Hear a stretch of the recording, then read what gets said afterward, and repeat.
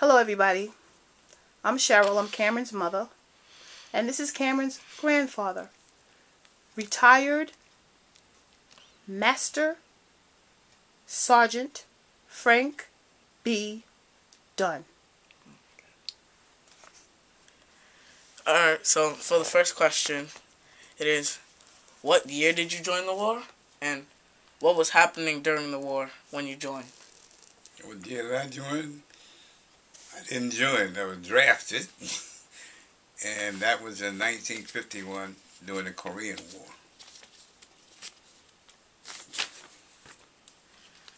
Go ahead. Question number 2. How long were you deployed? 2 years. Question number 3. What countries did you visit? I visited mostly European countries at the time, which was in Belgium, France, and Germany. While you were at war, what did you miss most? Whatever every person in the world misses their family. And at the time I was married, I missed my wife and my family. Did you or your family do anything to help the war effort from home? Well, those who were at home were working in jobs to help the armed forces, such as military defense jobs, building tanks and ships, and just the same way as they did during all the other wars. Question number 6. What were Americans' attitudes towards the enemy countries like Germany and Japan? At the time, there were a lot of people who were very bitter against both countries. They didn't like what was happening, and some people are still bitter against them. How old were you when you were drafted into the military? When I was drafted, I was 20 going on 21. What were your feelings when you were preparing to join the war? Feelings when I was preparing to join the war? I didn't have any feelings of preparing to join the war because at the time I was just drafted and told to wait. So all I did was wait. I didn't know what I was going to do. The question that you were talking about before, what types of food did you eat? The food that I eat in the Army, as most of us didn't like the food we ate in the Army, because we were never used to the type of cooking that we had to eat. I'll give you an example. The first day that I went to boot camp,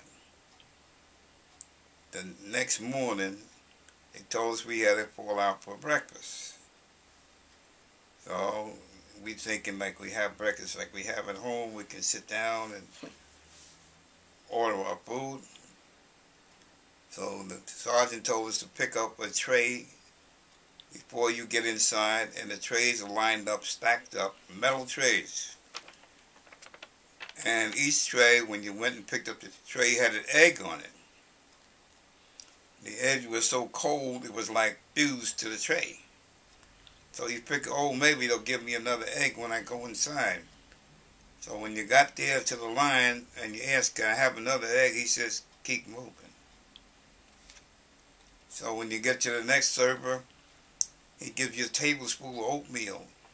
And you ask him, can I have some more? Maybe you want? And the guy says, keep moving. And all the food that was already prepared was, all you hear from the cooks was, keep moving till you got to the end of the line. And whatever you picked up is what you ate. And you're only given a little while to eat that food. And that's how they introduce you to that first day's meal. During the war, what were your greatest fears? Like everybody else. Or was I coming back alive? What was the average day in the military? The average day in the military is a day that you don't ever know what's going to happen from 1 minute to the next. You may have something like assigned duty, say, well, it's not like a 9-to-5 job. Right? I can tell you in the services that you're on duty forever. You may be, say, oh, you work at a certain job and they close an area and stop working at a certain time during the day because they'll start the next day. That's what you think. When you go back to your barracks, somebody can walk in there and say, hey, I'm volunteering you. You get up and you're going to go over here. You never have an 8-hour day in the Army, or the Navy, or the Marine Corps.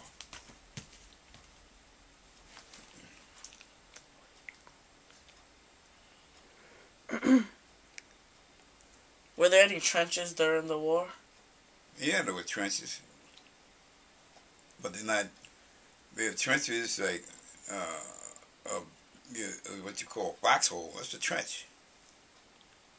So you had to dig foxholes, and because that's the protection you had from enemy gunfire. So if you didn't dig deep enough, you couldn't get hit. So you had to make sure they tell you dig deep enough so you never know what kind of fire is going to be over your head. So yeah, there were trenches. That's what they were called. Not like in the First World War where they had big trenches along like a big long row of trenches, but no, a trench is like a foxhole. And either 2 men, 3 men, or 4 men can get into a foxhole. What was the longest time you ever stayed in a trench? The longest time I had to stay in a trench? Yes. I don't remember. You don't think of time because you don't. There's nothing that deals with time when you're doing things like that. I know. I was under a course where they were firing, and I was supposed to be putting up targets, so I didn't even know how long I was out there because you don't know how long they're going to take to finish firing. So there's no time schedule. When you can get out, they blow a whistle or they'll tell you when they get up. So there's no time schedule on being in a trench. When the trenches got wet, were there any things like trench foot, like the First World War? And there's always something like that. Because it's like anything else. Like when your mother told you to put on galoshes and you forgot them and you went out and you got soaking feet, got soaking wet. The same thing.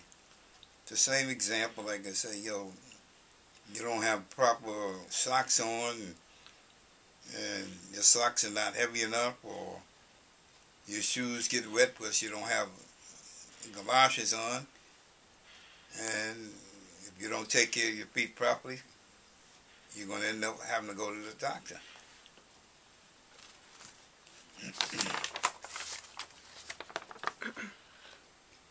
Do you remember when the atomic bomb was dropped? And how did you and your fellow soldiers react? I don't remember exactly.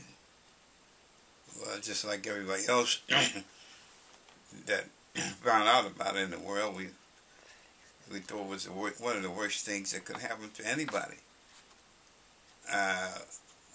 We didn't understand until after it was dropped.